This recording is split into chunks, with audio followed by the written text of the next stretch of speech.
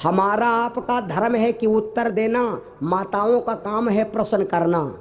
यूँ थोड़े है कि वही जब पूछें तुम कहाँ रहो, तो कुछ आदमी ऐसे हैं, कुछ आदमी ऐसे हैं जब तुम बाहर से आओ तो पत्नी तुमसे पूछे कहाँ रहो, तो तुम कह दो हम अटहरा के रे महावन पर रहन।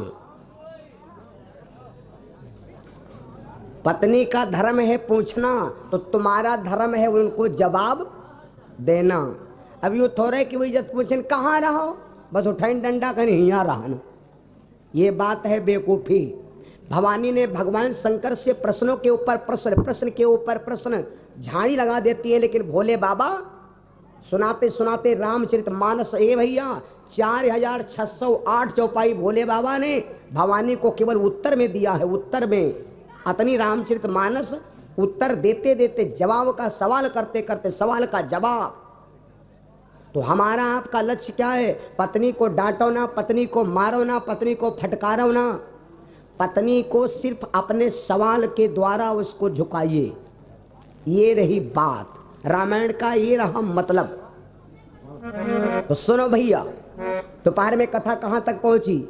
आज भगवान गंगा जी के किनारे खड़े हैं। गंगा के खड़े किनारे भगवान मांग रहे नैया, गंगा के खड़े किनारे भगवान मांग रहे नैया, गंगा के खड़े किनारे भगवान मांग रहे नैया, गंगा के खड़े किनारे भगवान मांगते नैया, भगवान मांगते नैया, भगवान मांगते नैया, भगवान मांगते नैया, गंगा के खड़े किनारे श्री राम मांग रहे नैया, गंगा के खड़े किनारे श्री राम मांग रहे नैया, गंगा के खड़े किनारे भगवान मांग रहे नैया। और संग में सीता नारी जो संकट भैया भारी, और संग में सीता नारी और संकट भैया भारी,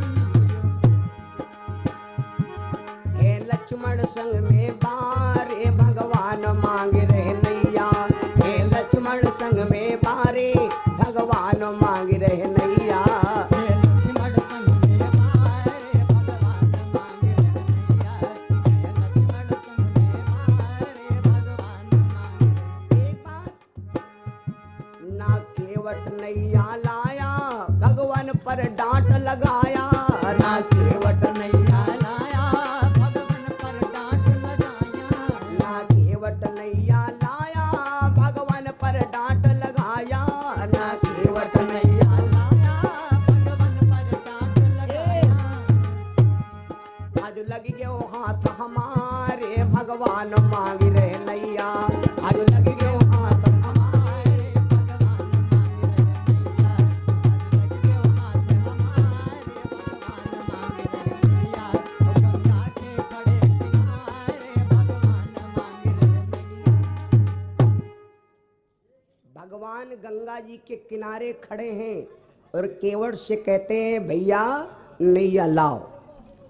केवट से कहा भैया नाव लाओ। बाहरी बढ़ा दो का ए भैया, जैसे कहा केवट से, तो यहाँ पर मैंने आपको 5 उदाहरण बताया था। भवानी ने कहा महाराज भगवान नाव मांग रहे हैं, और वही तो भगवान हैं। जब प्रभु बावन दीन दयाला बलि डिंग कीन्यो रूप विशाला, उभय घड़ी में 14 ढाई 7 प्रदक्षिण दीन लगाई हैं। वही तो भगवान है। 3 पैग में 3 लोक जब नाप लीन भगवान, आज क्या नाव बिना व्याकुल खड़े हैं सोई कृपा निधान। 3 पैग में 3 लोक नाप लिया और भगवान एक जरा सी नहरिया के चक्कर में खड़े हैं, वो केवट डांट लगा रहा है। भगवान देखो कितनी विचित्र बात बता दिए हमारे भगवान भोले बाबा। और ये कथा आप सुन रहे हो तो ये भोले बाबा का ही स्थान है। पीपल बरगद पलास पकरिया, पीपर बरगद पलास पकरिया, ये सब है भोले बाबा के वंशज के पेड़, और ये है ब्राह्मण देव पूज्य पेड़ हैं। और यहाँ ये दुधारू वृक्ष हैं, इनके नीचे बैठोगे तो आपके गर्मी नहीं लगेगी। और ये शीतल वृक्ष हैं, पीपर बरगद पाकरी पलास ये पूज पेड़ कहलाते हैं और इसी के नीचे सदैव भोले बाबा अपना आसन लगाते हैं। तो यहाँ पर भोले बाबा का स्थान है। उन्हीं भोले बाबा के मैं चरित्र में कथा प्रवेश कर रहा हूँ। भवानी ने जैसे कथा कहा, महाराज एक बात बताओ, वो भगवान नाव के बिना खड़े हैं। भगवान शंकर बोले देवी भगवान खड़े नहीं हैं, भगवान अपनी मर्यादा में बंधे हैं। सीता जी से कहा था कि देवी तुमको हम 3 सवारी हैं, जमीन पर चलने वाली, जल पर चलने वाली और आकाश में उड़ने वाली। 3 सवारी हैं, हम तीनों सवारी में तुमको यात्रा कराएंगे। तो पहली यात्रा हो गई, अब सुमंत्र जी रथ पर बैठाया, और दूसरी यात्रा हो गई आज भगवान गंगा जी के किनारे। भगवान ने सोचा इस नाव पर बैठा दूं, इसलिए भगवान ने नाव केवट से मांगा, लेकिन केवट नाव नहीं लाने को तैयार हुआ। ये हो गई बात। दूसरी बात ये है कि भगवान अगर नाव केवट नहीं लाया तो भगवान निकल जाते, हैं, भगवान वही पार निकल जाते। लेकिन ना, भगवान ने सोचा कि ये गंगा हमारी बेटी है, अगर बेटी के ऊपर बाप लात मारता, मैंने दोपहर में सुनाया था कि बेटी के प्रति 2 काम मत करवाना। बेटी के प्रति 2 काम करने से तुमको बहुत बड़ा पाप लगेगा। नंबर 1 पर बेटी पर लात नहीं मारना चाहिए, और नंबर 2 ये रहा कि बेटी से कभी अपने कपड़ा नहीं छटवाना चाहिए। लड़की से कपड़ा छटवाना महापाप है भैया, ये बड़ी मतलब की बात। भगवान ने सोचा ये लड़की है गंगा, अगर इसके ऊपर पैर रख के निकलता हूं तो हम अपमानित हो जाएंगे, इसलिए भगवान निकलने से तैयार नहीं हुए, नाव मांगा। दूसरी बात भवानी बोली महाराज अगर ये बात थी तो फिर नाव क्यों मांगी, और बात कहा। तो भोले बाबा ने कहा देवी और एक बात सोच रहे भगवान कि हमारे साथ में सीता है, और सीता अगर हम नदी के अंदर जाएंगे तो सीता भी उतरेगी, और नारी का धर्म है कि कठित माल जल जहाँ लगी होई,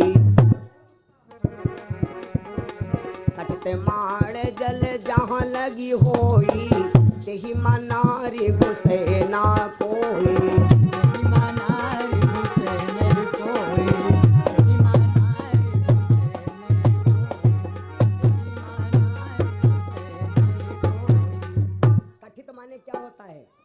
कठित माने होता है परिया, कठित माने होता है परिया, और परिया माने हिंदी में समझा दे, परिया माने होता है गांठी। क्या होते हैं? गांठी। गांठी के परिया माने गांठी, और गांठी के ऊपर पानी अगर है तो माताओं को कमर भर पानी अगर हो तो वहां पर माताओं को कभी नहाना नहीं चाहिए। जो माता देव लड़की बचपन से लेकर जवानी तक कमर भर पानी में रोज नहाती है, वादा है कि आगे चल कर के वो बांझ हो जाती है। कमर भर पानी से ज्यादा पानी में माताओं को नहाना नहीं चाहिए। ए भैया, दूसरी बात ये है, इसलिए भगवान, और देखो एक बात बता दूं, दोपहर कैसे बनी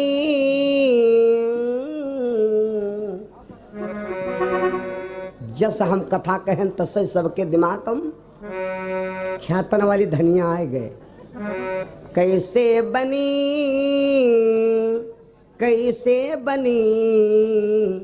आगे कहा है,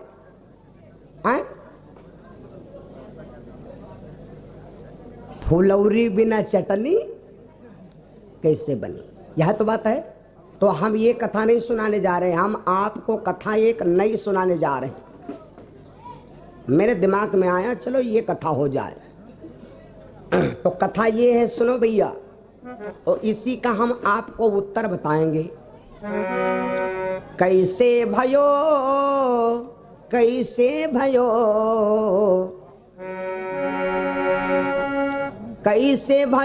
रामा कैसे भयो,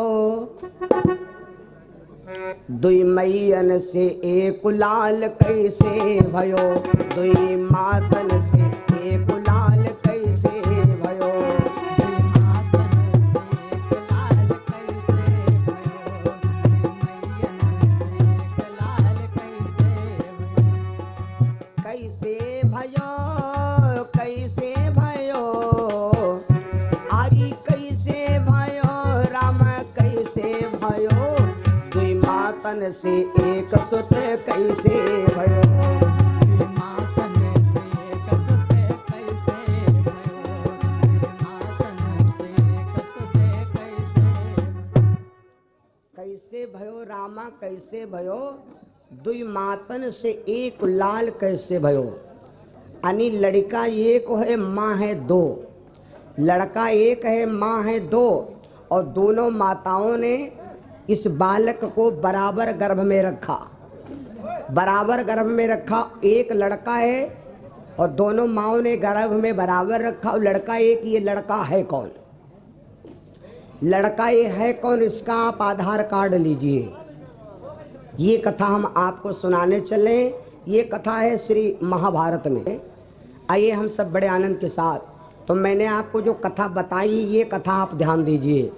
पर एक कथा हम आप 7 दिन के लिए कथा सुने। हमारे पूर्वजों को भी तो कुछ फल मिलना चाहिए, तो हम थोड़ी कथा वो सुना दें जो हमारे पूर्वज भी वैकुंठ धाम में शांति मिले। अपने लिए तो हम सब कमाते खाते हैं, जो व्यक्ति परारे के लिए कमाता है वही तो मानव जीवन है। परहित बस जिनके मन माही तिनको जग दुर्लभ कछु नाही, परहित सरिस धर्म नहीं भाई पर पीड़ा सम नहीं अधमाई। परारी पीड़ा को देख करके तुम दुखी हो जाओ तो समझ लो ये सबसे बड़ा धर्म है। परारे हित में आप जुड़ जाओ तो ये सबसे बड़ा हमारा वैकुंठ है भैया। तो हम आपको सुनाएंगे।